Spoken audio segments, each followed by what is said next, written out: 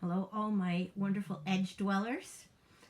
This is Lucca Hallex, Power Sorcerer, and we're just about to start Ask Lucca Live. And I had a false start there because I thought I could use my tripod. And it turns out I can't use my tripod because it turns the picture sideways. Lovely to see everybody arriving. We've got one more minute before we go ahead and get started, so I'll just allow that minute for everybody to show up. We got lots of questions today, so we've got a full roster.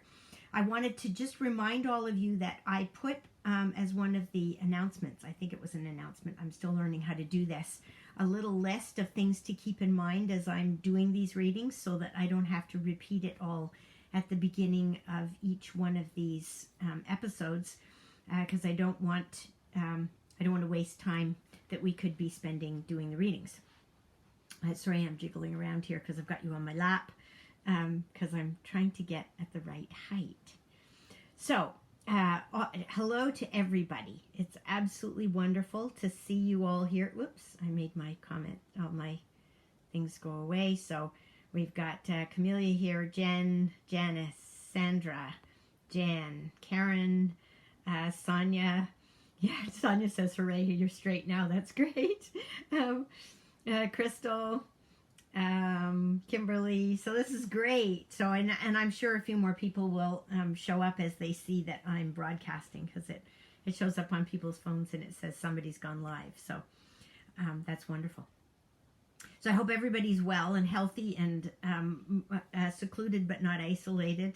I know how it's like. Camellia and I were talking the other day about how important it is to have hugs, and we're just missing our hugs at the moment with everybody. So here we go. I'm going to just give you a very brief introduction to this before we get going. Hi, Rainey. What I say to everybody when I start doing this work is that your gut feel about what's right for you is more important than anything I can say to you or anybody else can say to you. So please keep that in mind as we're doing this. If I say anything to you that doesn't make sense, then do what I call putting it in a holding tank. And one person once called it a waiting room. But put it somewhere where you can wait for validation of it, because sometimes I'll tell you something and it doesn't make sense until a few months down the road, sometimes even a few years down the road. Sometimes I'll get symbolism and I might misinterpret it. And so I've had people call me up months later and say, you remember when you told me about the fire hydrant or whatever it was? And then they say, well, we thought it was this, but it turns out it's this. And now it makes sense. So feel free to take this and put it somewhere until you're familiar.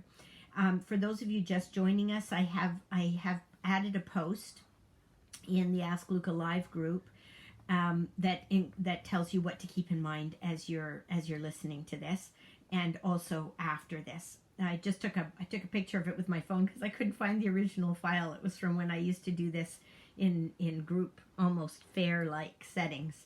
And it was a really useful thing to hand to people when I was just doing a quick 10-minute reading for them. So feel free to have a look at that. So I'm going to close my eyes for a moment. You may see me looking off out the window or closing my eyes, and that's because packets of information are coming through to me.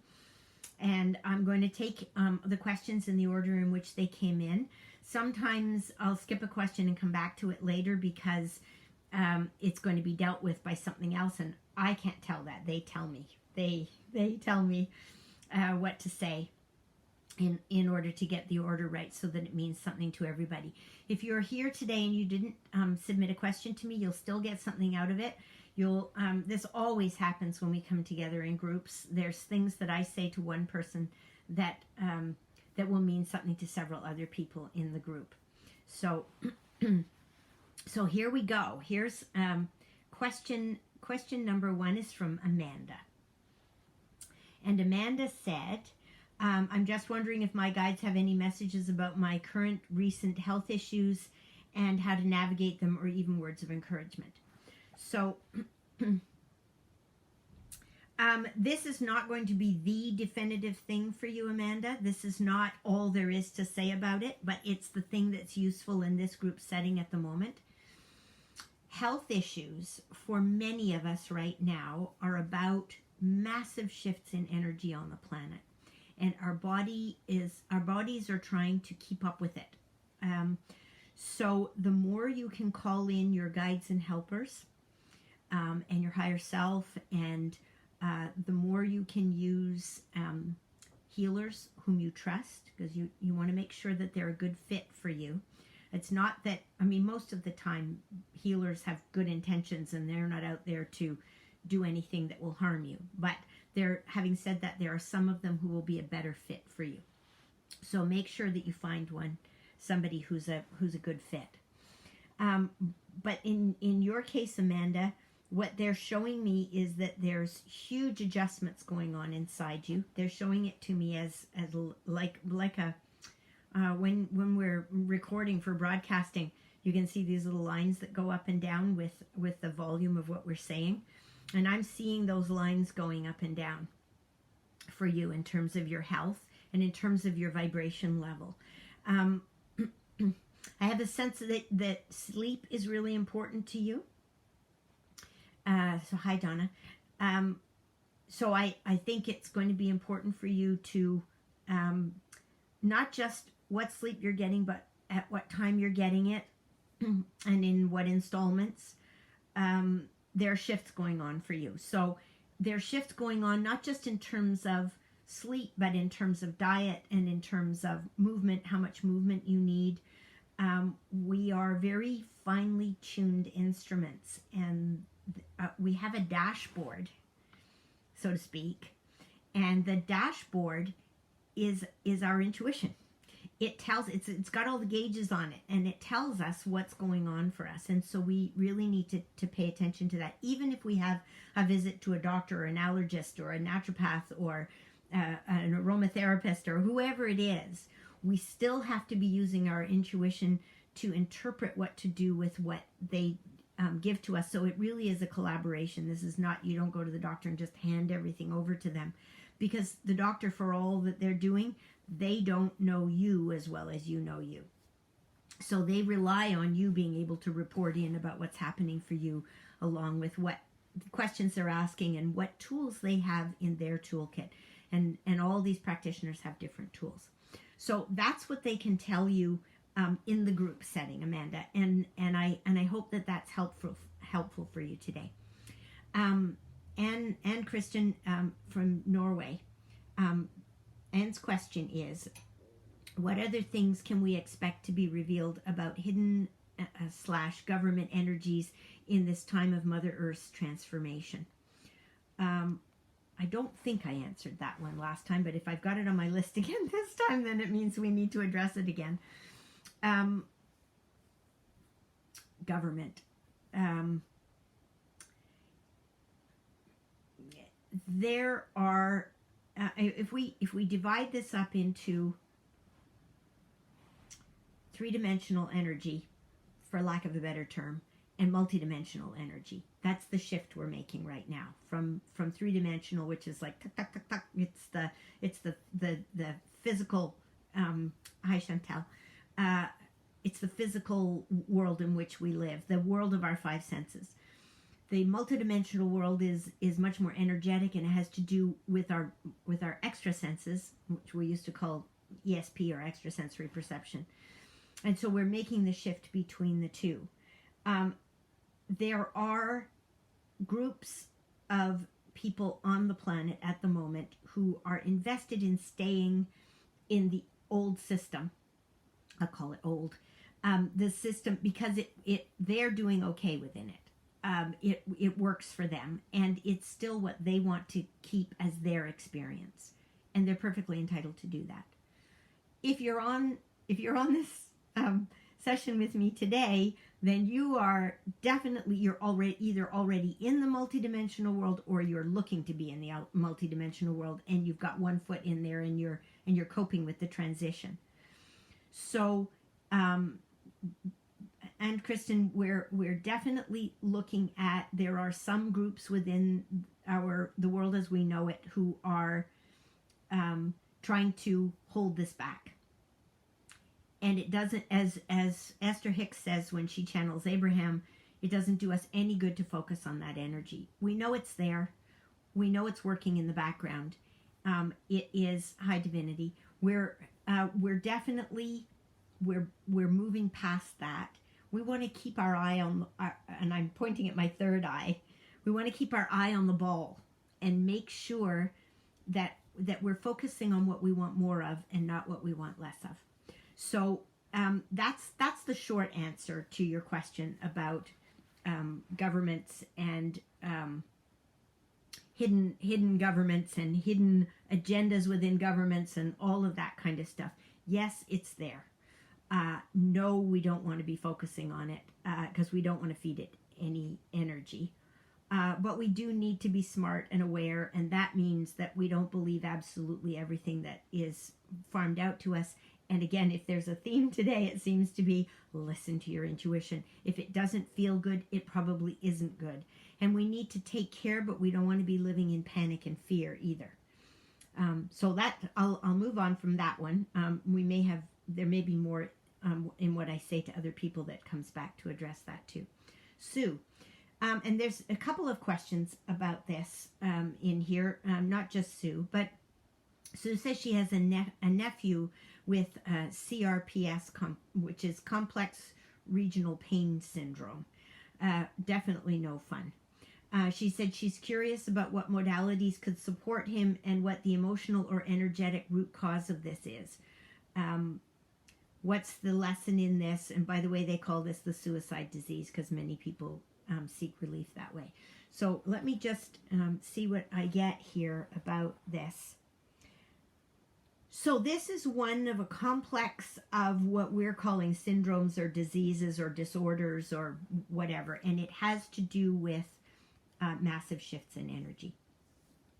So the medical profession is somewhat limited in terms of what they can do about this, and what that's telling us is that we need to move into a different paradigm in order to deal with it. So that means we've got to look at it on a multidimensional level.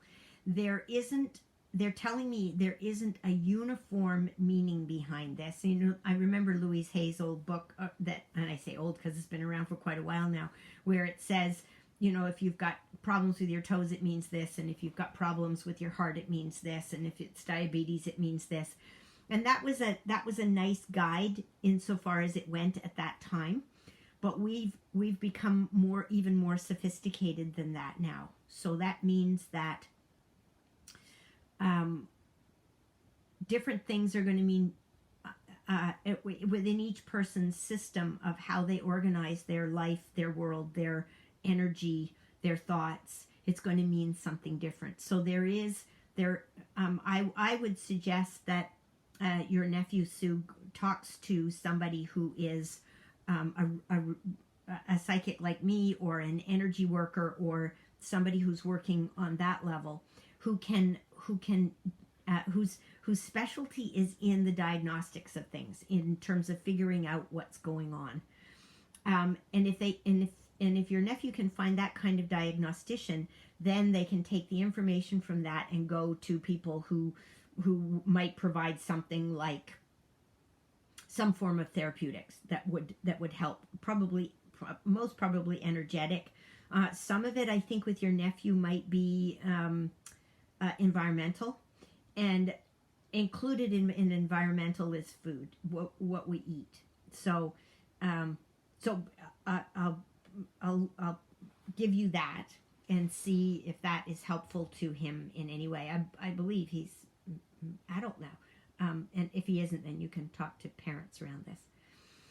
Okay, Lucia wants to know, if a deceased person contacts you and says things that actually are not helpful or keeping them stuck, how can we tell if it's for the greater good? Comes back again to using your intuition. If it doesn't feel right, then it isn't right. Now, having said that, there have been times when people have come back to me and said, you told me X, and that's upset me. It's upset my family. It doesn't feel like it's good at all. And at the beginning, when I started doing this work, that would make me feel absolutely terrible. And what I've learned to say to people is, you're the only one who can know what's right for you. And that means that if anybody tells you something that doesn't feel right, then you need to either ask whether it's appropriate for you to see it in a different way, or you put it in the holding tank and you come back. This kind of help is not meant to feel absolutely awful. Hi, Diane. So if it's feeling awful, it's not right. Now, I've had one situation is coming to mind, and I can't remember who the person was, but I told them something, and their issue in the world was that they were giving their power away to everybody else. And in that particular situation, they were giving their power away to me. And what I had to do in that particular session, and I didn't do it deliberately, because I would never do it deliberately, but I told this person something that didn't feel right to her. And what she needed to get from that particular reading was to know when something doesn't feel right and to take her power back, so that she wasn't giving it away to me or to anybody else. So that's coming back to what I was talking about at the very beginning about your gut feel is more important than anything anybody can tell you. The other thing about it is to set your intention. So if you set your intention for the highest good for you and everybody with whom you come into contact, and I have done that for doing this session today, I set my intention that what comes through is going to be in all of your highest good, the highest good of everyone who's going to watch this after it's over, and my highest good as well. And then action in the world and events by the law of attraction will follow intention. So I think that's the best way. And I keep looking down here because I have on my phone, I have the list of the questions. So I hope that that's helpful, Lucia. Jen, you said this was for your former stepdaughter who can't be on Facebook. The question is, what is the best way to support or eliminate Preston's, who's 10 years old, behavioral meltdowns? He's a functional autistic, which may be exacerbated recently by the energetic pandemic. Yes. I was having a conversation the other day with somebody who lives on my block who has two little kids, 6 and 3, I think. And she was saying that the kids are getting easily overwhelmed emotionally at the moment. And that's because they're all so sensitive. And they vibrate, the next generation, the newest generation on the planet, vibrates at a higher level than those of us who are older. And that means that they're more sensitive. So in this particular case, Jen, the behavioral meltdowns, he needs to feel like he has some control. So his world needs to be very boundaried, but the boundaries need to be ones that he participates in setting up. And he needs to be able to navigate within those boundaries within reason. So he's only 10. So they need to say, you can change this from here to here, but you can't eliminate it altogether. So they're giving him choice within the boundaries. And that's important for him to feel like he has some kind of choice, and that when he makes the choice, unless it's dangerous to him, that choice will be honored. So, and in terms of the pandemic, what they're showing me is a scale. We used to call it a Likert scale. But sort of from 1 to 5, where 1 is I feel terrible and 5 is I feel completely fabulous. Kids need to be able to tell us when they're feeling overwhelmed, and they might not always have words for it.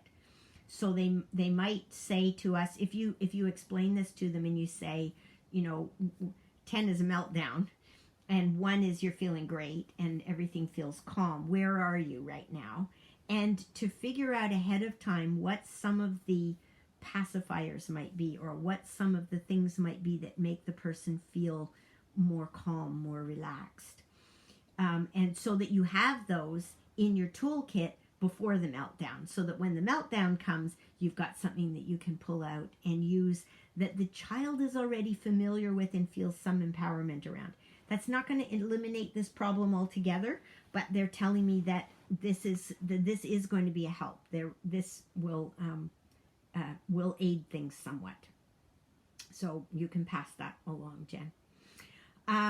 Janice. Hi, Thea.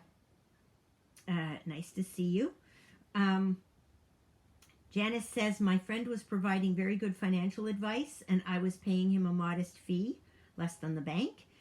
He thought it was not enough money and resigned. Shall I renegotiate with him or move on? Again, come back to your intuition. Use your intuition to decide, stay with him and negotiate or leave. It may be that you needed his advice for a certain amount of time and that time is up now and that you don't need it anymore. He knows doesn't need to be there anymore, but he may not know why, may not be able to articulate why. So sometimes the universe gets, I call it the long bony finger of the universe, and it comes like this, and it gets in there, and it sometimes picks us up by the scruff of the neck here and picks us up and dumps us over here, because that's where it was telling us we needed to be according to what we were calling for, what we were asking for. So if it dumps us over there, it's doing it in accordance with our wishes. And that's important for us to remember, that we can sometimes send out requests that are subconscious. And so we're all in the process of making the implicit, i.e. what's in our subconscious, explicit, which is bringing it up to our conscious level. So Janice, my sense is that it may be you may have had enough from that particular source, and it isn't that even that he's bad, it's that there may be a better one for you. So you may be needing to look for who would be the better person next, and it may be that you have to listen to yourself for a little while. So that's Janice. And now next we have Jan. Jan wants to know, hi Andrea, why are the girls and I treated so badly by their father, now my ex-husband? It's been over 2 years since all the stars and symbols hit the fan when I found out what he was up to, and I'm still struggling to find closure, the closure I so desperately want and need. There's a phrase that my guys have been using with me for a long time, and I think I got it from someone else, but they definitely use it with me, and it's who loves you enough to betray you. So on a soul level, we have people come into our lives who are meant to betray us, because that betrayal is an essential part of our learning path in this lifetime. He was part of your learning path, as were you and your kids part of his. My sense is that it's one of the challenges in this one is to forgive. And forgiveness doesn't necessarily mean that you're not wary of the person potentially doing it again. It just means that you're not carrying the resentment of the past into the life that you have with or without him into your future. So they're not giving you details about why he did what he did, and because they're saying that really you don't, I mean, you can go in and get more information about that, but they're saying that you don't need it. That really what you need at the moment is to put that down. I use the basket with the pulley system. What's not mine, I put in the basket and I go, and I send it up into the clouds, and I say, return to sender with love. So I think that's what you need to do with this one. Doesn't mean that the kids won't have to continue to deal with it, but you'll deal with that as it comes up. And figure it out as you go along, and the kids are going to become more aware as they get older as well, and they will be able to participate in that process. Next one, Janet has, and I don't know if I'm going to get to all of these today, so just know that if I don't get to your question, I will take it and move it to the top of the list for next week so that we address it. This is a general one and an interesting one. Janet wants to know, she said she's been overwhelmed with sadness about the massacre in Nova Scotia, and she comes from Nova Scotia, so that's really close to her heart. I try to be positive and grateful for all I have and try emanating love, but sometimes I feel like I'm drowning. Maybe you could ask your guides tomorrow. She sent this yesterday. What this all means. Part of it is the letting go of the old paradigm, and some people who are leaving the planet right now they have an agreement that they will make that sacrifice. Because they're going to leave at the moment. And that doesn't mean that what the shooters are doing is okay. It doesn't mean that anybody who perpetrates evil doings on the planet that we should accept it, that we should, but we do need to understand about the people who are leaving. They're okay. The people who are not okay are the ones who are here and are grieving the people who leave. So what will help us with the grieving process is to know that the people who are going, in this case, Janet, I'm tuning into the people, all of those people who went, which is horrifying. But there's one who went with some reluctance, and that is part of what that person was dealing with in their lifetime. The reluctance wasn't just about how they went, it was about their entire life. But the rest of the people all went willingly. Same thing happens if there's a plane crash. The people who go have chosen that way to go. And there are consequences and things to be learned by the people who are left behind. So this is the answers that go beyond what's right and wrong, because we know that this is wrong. In a civilized society, even in a not civilized society, this is wrong. But beyond the right and wrong is the how do we cope with it when it happens? How do we cope with having with having a neighbor in the U.S. Where they've got a president like Trump? I mean, how do we deal with that? What he's doing is wrong, and we know it's wrong. Not everybody does, but those of us who are asking these questions, we know it's wrong. So it's about what do we do with this, and how do we work within the bounds of our power and efficacy on the planet. And that means, when you talk about emanating love, that's exactly what we need to be doing. And just because it hasn't stopped it, and it doesn't mean that it isn't super, super important right now, because that goes out like the ripples and it affects everybody and will continue to. But I think that the only thing that will help you at all, Janet, around this is knowing that the people who went chose to go right now, and to send your love and compassion and sympathy and anything else that's appropriate to the people who are left behind who are grieving, including the all the horrible stuff that's done with it, the damage that's done to the trust within the communities. Angelica, I'll grab yours just before we finish today, and then there's 3 more that I'll move to the top of the list for next time. I'll do Angelica yours because you haven't been on here with a question before. I'm feeling lost when it comes to evoking my inspiration, expressiveness, finesse, honing down the creativity channel. Where can I be the best version of myself? When you are being creative, you are always being the best version of yourself, even if what comes out of your creativity is an expression of something that you feel is ugly inside you, or painful, or that you don't want to have anymore. Once it's out of you, that is, it is inspiring. It is, the expressiveness helps to heal you. You use your finesse when you're being creative. They're saying here at the Fintorn community, which is an intentional spiritual community in the north of Scotland, they talk about the still small voice within. And Angelica, you have a still small voice within, and they'd like you, your guides would like you to amplify that. And the easiest way to amplify it is through being creative. Don't feel that something that you create isn't worthwhile if it isn't beautiful, or if it isn't quote unquote good enough. Creativity and expressiveness is it is a flow. It is not about creating the perfect end product. It's about expressing yourself.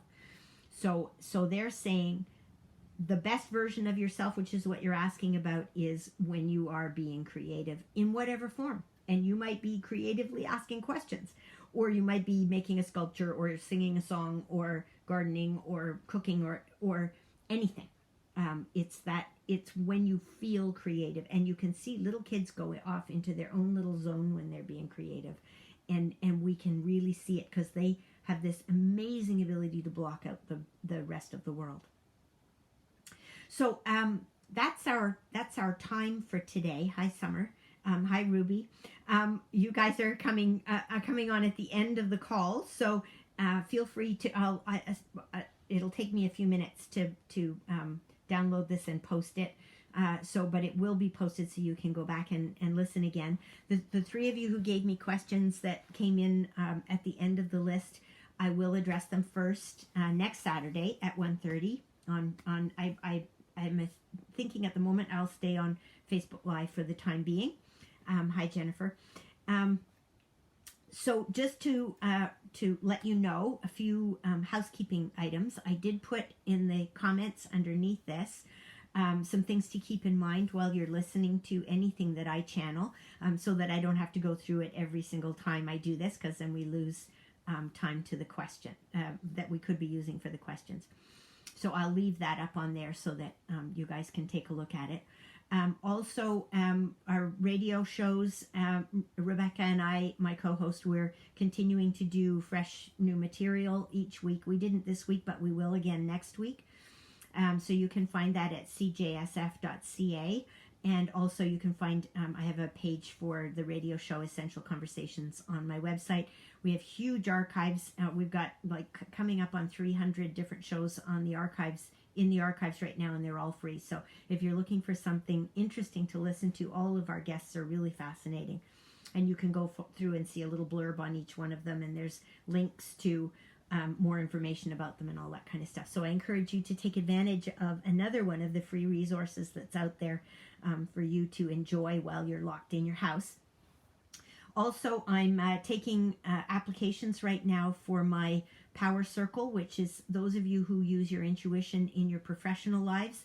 I'm going to launch the Power Circle online.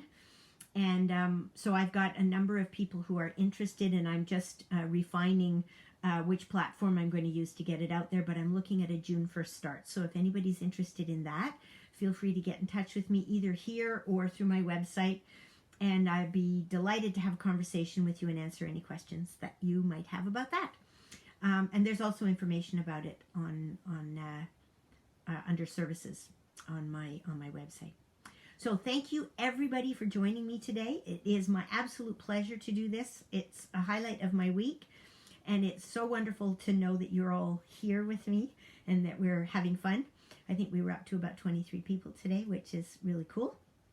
If you have questions for next week, then make sure you get them to me before noon on Saturday. And until then, I hope that you all stay safe and enjoy your week. Take care.